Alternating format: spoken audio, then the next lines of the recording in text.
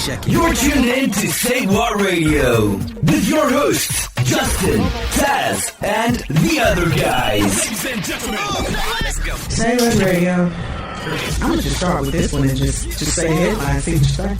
Baseball coach is suspended after he forced his players to spit in his face.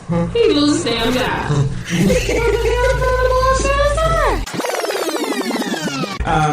A Greek man was convicted of stealing electricity despite being dead.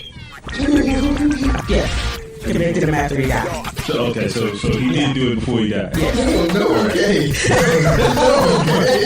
What he died to round it over. It's me. Say what? Say what one more goddamn time. All right.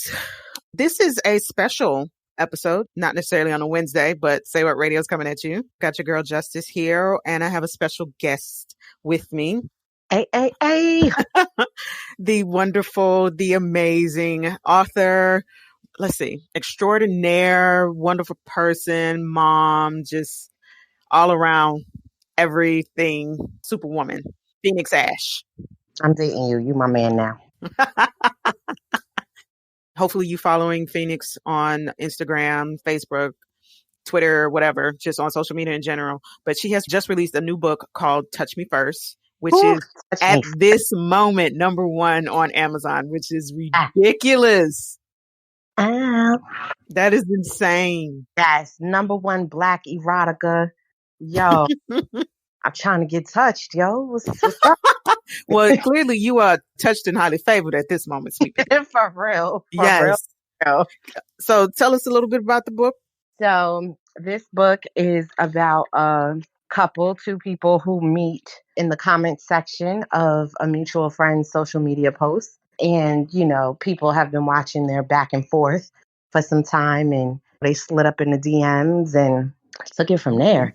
Mm-hmm. Took it from there. So, a slide becomes a slide, you know what I mean? All right.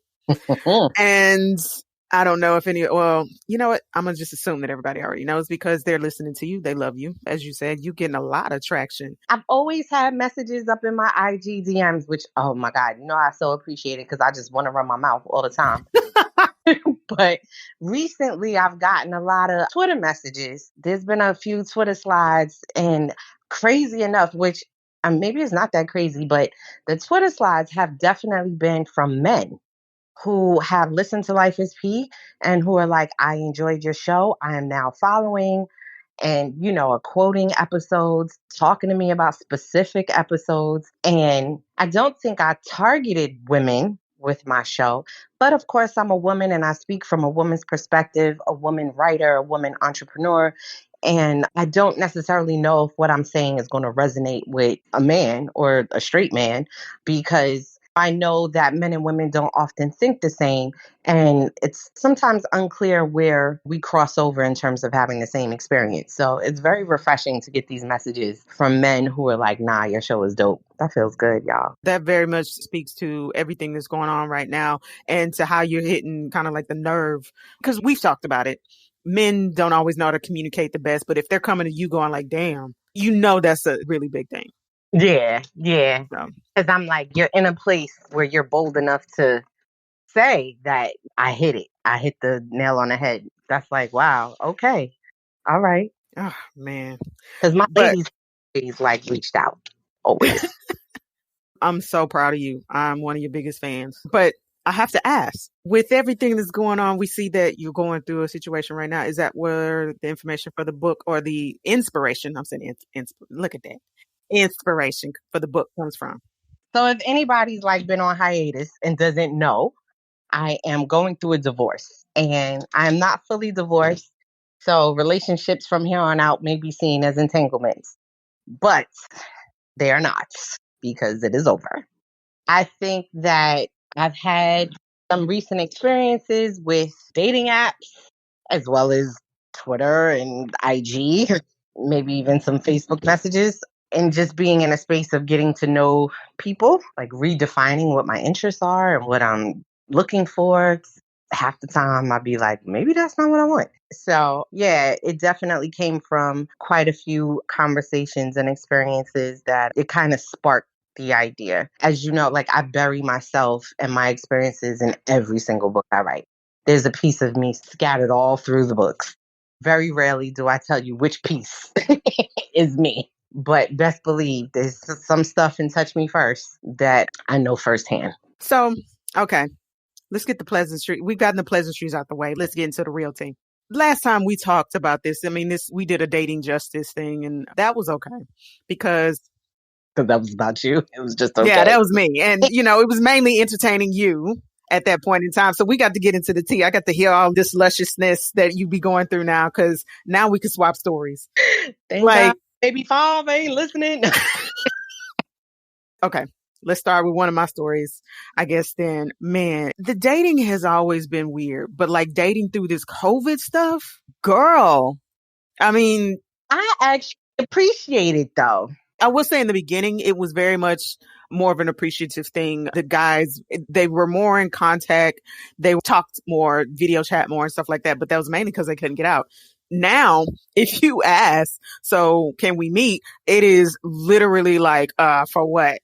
So it was, okay, you think I'm just never going to talk to you in person? They be trash. My appreciativeness is I'm impulsive by nature. I want something, I'm there, I'm pouncing. Boop, I'm on it. And so I appreciate that this whole COVID situation forces me to take my time. It forces me to see the pattern. You. And I'm still wrong. I still be wrong. And I'm like, damn, I'd have been dead wrong mad early. I still be wrong. I still be like, oh, you ain't But I feel like there are some people who we've entertained conversations and so forth, and we never got to the point of meeting face to face. And those people, I appreciate the fact that COVID exists, because I would have met them face to face and maybe we would have liked each other. Maybe we wouldn't. But a couple of them, I'm like, I'm glad I didn't have to waste my time and go somewhere. You're right. I got a lot of stuff to do. So like, in order for me to go on a date with you or meet with you, I got to find a babysitter. I got to get all my ducks in a row. I got to make sure I got the time. I got to make sure that I've met my word count for the day. Right. Like, I also have a side business where I do synopsis for other authors. So I got to make sure that I've completed all my assignments so that I don't read, because nobody is worth it. So there's just so much stuff I have to get in a row. So when I'm talking to someone a week, 2 weeks in, I see that this person's a waste of time. I'm not worried about seeing you. I don't have to make these arrangements for somebody who's not worth it. Okay. I get it. For someone who's not worth it, because that demeans who they are. But someone who is not a connection, I'll say that. You're right. And I guess it's just me coming from where, like, if we've been talking for a bit, like, meeting isn't going to kill you. But myself, honestly, when I did like meet somebody outside of this in dating, it was very sweet, very nice. Like, we just went for walks in the park. I love that. Just being able to get to know them and talk to them and just sitting and chilling. This is before it got super freaking hot. I want my insides rearranged. But go ahead. Oh. That definitely has not been happening on the regular like it needs to for me. I mean, we can walk in the park later, but that's my problem. Can we not meet? Like, can I get to know you first and then rearrange? To know you is the talk, is the text, is the phone call. My, okay, all right. Because I feel like really that's where the foundation is built. Because for me, that's where it goes forward or it ends. Well, I guess I'm a little bit more old-fashioned. I would hate to meet someone, I'm going out on a date with you, and we've been to a couple of places and maybe even slept together. And then a couple months in, I get to that point in conversation where I'm like, Well, we've spoken on this before, and even on the last Date and Justice, like, the dudes, they do not talk. Like, I don't understand why communication be so hard for them. If you like somebody, you like somebody. If you don't like them, you don't like them. I get that. Okay. But when it gets to the point where they need to actually show consistency and to build that with somebody like me, oh my God, they become like pavement retarded. And please don't come after me for saying that word, but y'all know what I'm saying. I mean, I get that. But see, to me, that's also part of the evaluation. No, is that No, oh, you know what? You're because not. you know better. But see, the thing is that, like, all right, so we know that there's someone that I've looked at. Our ideas of consistency is probably very different. But I feel like there are people who have, like, hit me up and then, like, their conversation is one way or whatever, and then they just, like, don't say anything for, like, a week or two, and then they pop up again. And then when they pop up, it's like, we talked yesterday. Well, And that's with friends but and I stuff don't like have that. the, Yeah, I I don't get it. have time for that. So if you're trying to get to know me on a other level, I don't have time for you, because in that week that you fell off, I started talking to somebody else. And now I definitely don't have the time to talk to 3, 4 y'all. I just don't got that kind of time. Nor does my brain operate like that. When I'm I in u- something, I'm like, okay, this is what it is. This is yeah, I used to have that type of energy and type of time. I definitely cannot do that anymore. yeah, I'm like, I can't do it. And so, like, listen, you better hold your spot. There's only one person that I talked to who fell off for a couple weeks. His reason was very good, but I didn't know that until we talked again. And he is the only person where, when I was meeting other people during that dry time, that I was just like, Thinking about, bring him back, please. Like, I think every woman does that. I don't know what he fell off for. I don't know what happened, but can we fix it? I think every woman does that. Like, you get that connection, you have that feeling, and then like something happens or whatever, and you're just like, "Well, just bring it back." Well, it didn't really have the chance to grow. You feel it in your gut. Yeah, I want to know. Is it fixable? Yeah. Can we fix it? Because come back, please. It's too much trash out here. Oh my God, it's too much because you don't have that. And I know it's kind of cliche to say spark or whatever, but it is something that you have with them, especially like if you can have that banter back and forth.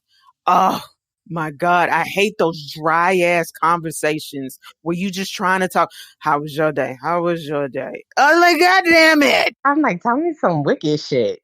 I'm like, tell me your nasty thoughts. But I just feel like this particular person, and I recognize when I'm jaded a little bit, right? So I have a situation that I feel like the other person was a liar. So, I mean, I know a lot of women experience this where they are afraid to call somebody a liar. Well, I can't really call him a liar because he said, blah, blah, blah, blah, blah, blah. And I feel like it's the cliche situation, right? He said he didn't want a relationship, or he didn't want to date someone who was far away, or he didn't want whatever is on the list, whatever the guy says he didn't want, but his actions showed the opposite. Differently, yeah. And I feel like as a woman, like, I'm going to own my shit and you need to own yours. So for me, I'm just like, listen, cut the BS. You are a liar. Oh, but I said, no, but you did. And your actions speak louder than your words. When you take a speech class, they tell you mind your body language. Okay, because that's speaking louder than what it is you're actually saying. This situation is no different. It's not when you start to talk to a woman, all of a sudden, your words are louder than your actions. No, it's that across the board. So actions lie too. Yeah. And I feel like the person was a liar. And it was unnecessary, because anybody who knows me for more than 5 minutes knows that it's unnecessary to lie to me. First of all, I'm cool as shit. Okay.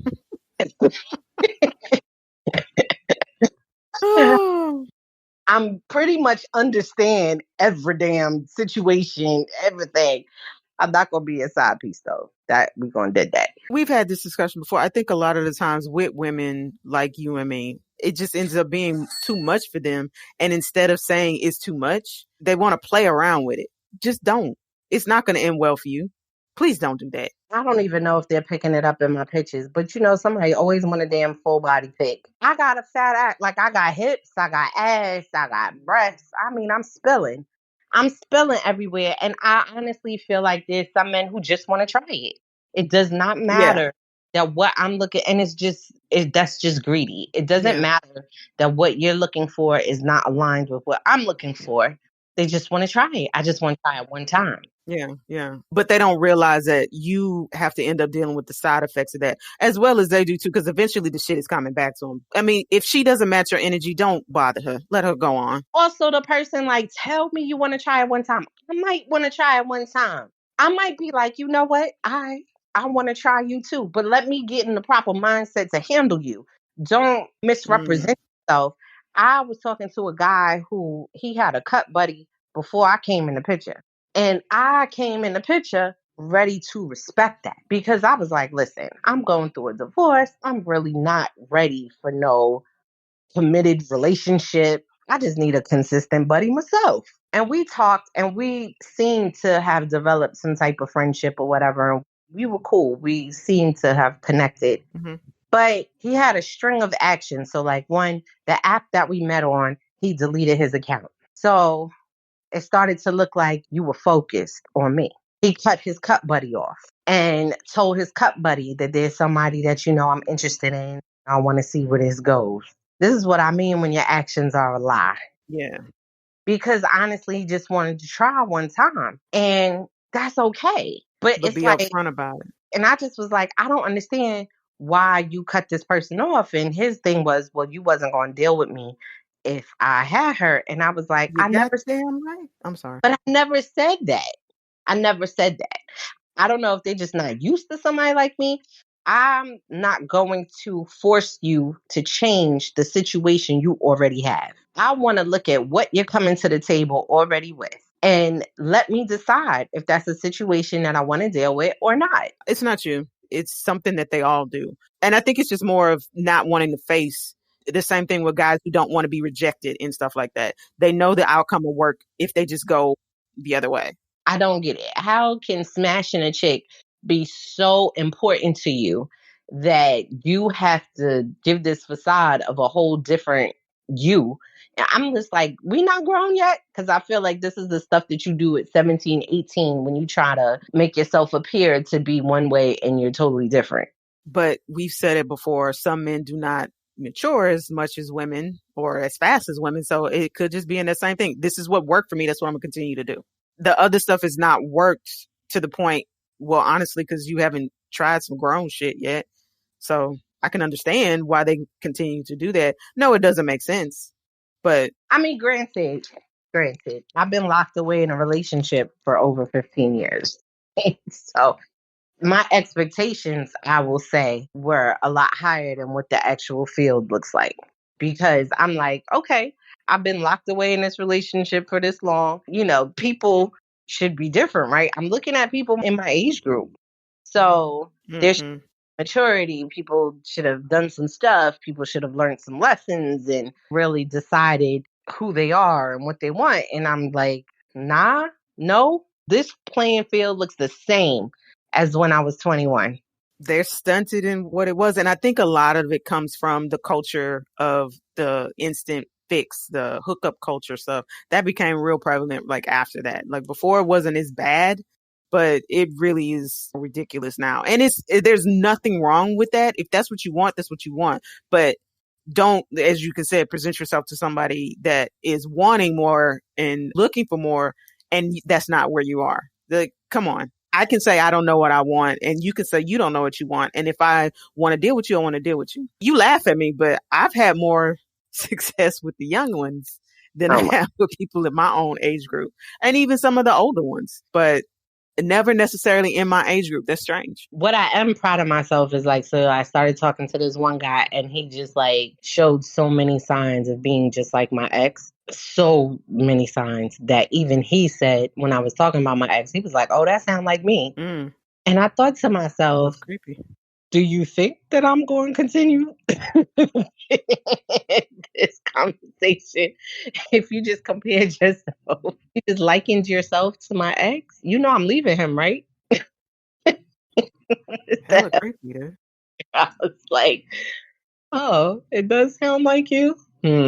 All right, it was nice to meet you. Stage left. No. And then, my ex, in my opinion, falls short in a lot of areas, primarily with busyness. And I met a guy that, I didn't know how to handle him. I was the one who didn't know how to handle him. Sad to say, fall victim to some of the memes that I see on social media or some of the conversations I've been a part of where women have determined if this person doesn't make time to talk to you, or if you don't talk to them a count in a week or a day or whatever, that you need to take that as a mixed signal. You need to take that as a they're not interested. And I didn't know how to handle him because he was honestly the first person that I've looked at romantically who actually had shit to do. And I was like, Interesting. like, he's busy for real, for real. And I was like, I never dealt with anyone who was like busy for real. And so it was strange to me. I mean, granted, you know, before I met my husband, I dealt with a lot of Shady people. yeah. And so although they were busy with certain things, it wasn't the demand of a corporate job or children. 'Cause at that age, you know, it wasn't really the demand of children. And so this guy, he has a lot going on. And it's not even like a lot going on like he's got drama. He legit got a lot of shit to do. And it's like a gift and a curse. Do I want his time? Absolutely. But there's a sexiness to the fact that he's so responsible, so obligated, and just like doesn't complain, just takes care of it. And so there's a fantasy in my head, and I say it's fantasy because I don't know it to be true. I haven't experienced it yet, but there's a thought in my head that when I am added to his plate, I too will just be taken care of. Not financially, but he'll make sure that I'm good. Like he'll check on me and make sure. I get that. And we've had that conversation. I don't think that it is really understood by men on like a cerebral level of how much consistency and being taken care of as a woman, but especially as a Black woman, that means when everything that you have to necessarily fight for, or you always have to have a shield up. And no matter what, people don't seem to necessarily care about you unless you have that great sense of support, family, friends, and things like that. And even then, you're still not necessarily taken care of. I remember Lonnie Love being on The Real crying about that because there's like so many of us, and we know a lot of them that are just out there alone and they're like being strong and stuff, and you get that. But the fact that you know they'll never have where somebody's there to necessarily be there for them, to take care of them. And when we say take care of, it's just like feeding their soul mentally, physically, and spiritually necessarily. It's not necessarily a thing of saving you or something like that. It's just, it's like a hug. I don't know how to necessarily explain it, but you not being able to have that, but you see it. Yeah. To see, waiting to exhale. Yeah. It's just be like, damn, just for 1 second, just be like, I didn't say, damn. How are you? Oh, and I want to hear about the answer.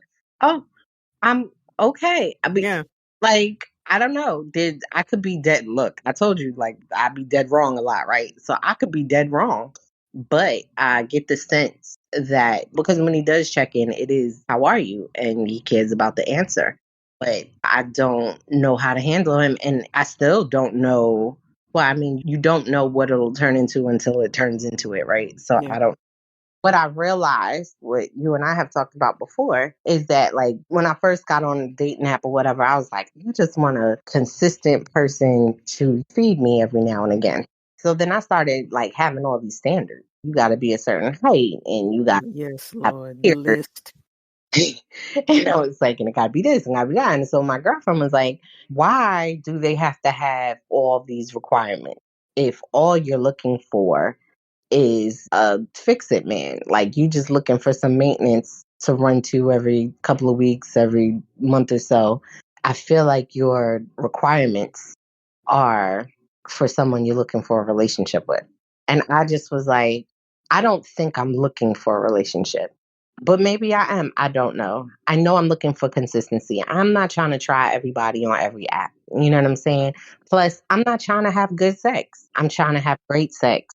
I was about to say, hold on, what? I'm trying to have great sex, and I feel like great sex comes with learning each other's bodies and having certain experiences and having conversations and really getting to know somebody is where you get to great sex. So I'm just like, it's all good to have good sex here and there, but I'm like, I want it great. So what I realized is that even if all you are is someone that I'm sleeping with on a consistent basis, I still have to like you a little bit. I've had conversations with people where I can't stand you longer. I can't stand you after 2 days, or I 4 days. And I'm like, you know what? You so far left. Like, we can't have no more conversation or whatever. So I'm like, I don't want to give my stuff to those people. Yeah. That's draining. I'm like, nah, right. So, yeah, I'm going to have to put the standards in place because I need to be able to get to a place where I'm interested in sleeping with you. Yeah. It doesn't matter how hungry my Yanni is, okay? Oh, it They'll matters. eat just anything. Okay? It's not going to eat just anything. All right? You get a vegan who's starving, they ain't going to pick up a burger. Hey, they would definitely be picking up something. Hey, this is the best burger I've had in my life. So I'm like, there has to be something. I get it. I'm a fool all No, the you're time. not. I feel like I'm a fool because I like somebody. Oh my God.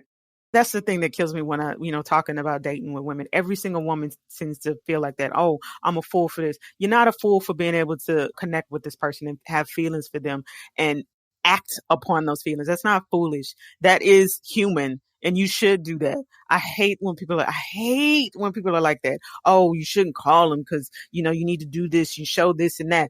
Fuck all of that. I cannot say how much that shit pisses me off. And this is, I need you as my friend because memes, my friend, they make me feel, they make me feel, they make me thirsty. And I just be like, damn, but I like them. Okay. I'm glad that you have what you have right now. And I'm dating somebody as well. And so far, he's showing to be a really good guy. Hopefully this works out for the both of us. If it doesn't, we'll have more. Honestly, just in general, we'll continue on with this. I like these little talks and hopefully the people do too. What I want to take from this is we are two strong women who are lovable and who are caring and definitely want to get the insides rearranged properly. But there's other stuff that we want to come with that and just want that from a man and consistency. I mean, shit, if I could have the consistency, the rearranging of the insides may be a little bit placed further back because honestly, if you on the consistent level, shit, you probably could be bad at it. And I still be like, that is the best sex ever. Okay.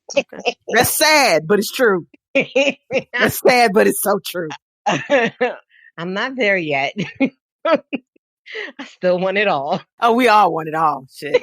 And like you said, I'm judging based upon things I shouldn't be judging on because the person that has my attention right now, I kind of feel like I'm giving up a little bit of the consistency to get all the other boxes checked. But at the same time, wise enough to know that he has a lot of shit going on.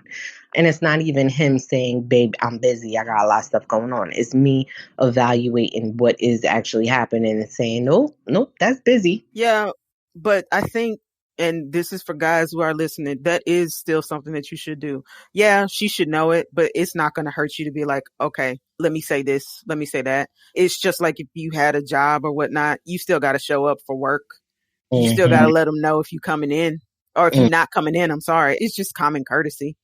I understand that you want to get to that level where, oh, we all know this. Nah, fuck that. Still tell me. You know what, though? I feel like to hear this because my experience with military men is that I don't know if it's because they're accustomed to not telling anybody where they are for certain periods of time or having a inability to communicate for long periods of time, depending on where they're assigned. I feel like those are the people who can let days go by, have conversation, weeks where we conversation, and then come back and pick up like, was good. And that's been my experience that it's the military men who let the time lapse. I know that so well. The guy that I'm dating right now is a military man or was in the military. And it is more of that's his language in general, and even into his love language. Or it's more of it's done by action. Yeah, that's great, but you still need to say something. I'm sorry. The sad part is that the person, I keep calling the person that has my attention because we're not dating, at least. I get it. So he might think so. No, you're good because like if you haven't had that conversation where this is what we're gonna do. I want to be with you. You want to be, and exclusivity has not been mentioned. I get why you feel like that. Yeah. Plus, you still don't know where you are anyway. I think that, and he might not have told me. So, I don't know. I feel like when he deals with what he deals with, he somehow knows that I get it and I get him. because you said it. You expressed it more than once, and you continue to do it. You're consistent in it. That's why. What? That you understand. I understand. But I haven't verbalized it. I think I've only verbalized it in No, one. you've been, even in this podcast episode, I get it. You've verbalized it more than once. But I think that he's always from the door, and I'm getting in the car. I think he always had a feeling I would get it and get him. And there was a time where I was like almost pissed off that he was right. You know what? God damn it, he's right. Don't do that. Don't do that. Like, even though he's right. I do understand. No. But now he's not gonna be what I deem as appropriate, because I understand. But still, it's give and take. It doesn't have to be everything that you feel is appropriate. He can meet you halfway with that. Still be able to tell you, and you still understand. You just have to have ground rules necessarily in that. But in that, like I said, I want us to be where we continue this on and we continue on with the series. Hopefully this does well. And you guys show your appreciation, make it known with us, hitting that like button, hitting that subscribe button, and all of that for this. I want to thank Phoenix for coming on. And again, congratulations to you, honey, for your books and everything. I'm so proud of you. It's not even funny. Thank you. As always, please continue to follow us on social media. SayWHA Radio for all platforms, Instagram, Facebook, Twitter, all that jazz. Again, thank you for tuning in. As always, the biggest compliment you guys can give us is to really, really, really share, like, subscribe, review the show on iTunes, Google Play, thumbs up on Facebook, everything. Tell your family, friends about the show. We may not be everybody's cup of tea, but hey, let them listen and we can come to an agreement. You know, you like this, don't like this. But that was funny. Yes, it was. Thank you for tuning in. Catch us next week. Same bat time, same bat channel. I'm dying in this fucking fucked up town. Shit flying in my mouth. Let's get the fuck out of this country, mother. The fuck is that? Say what again?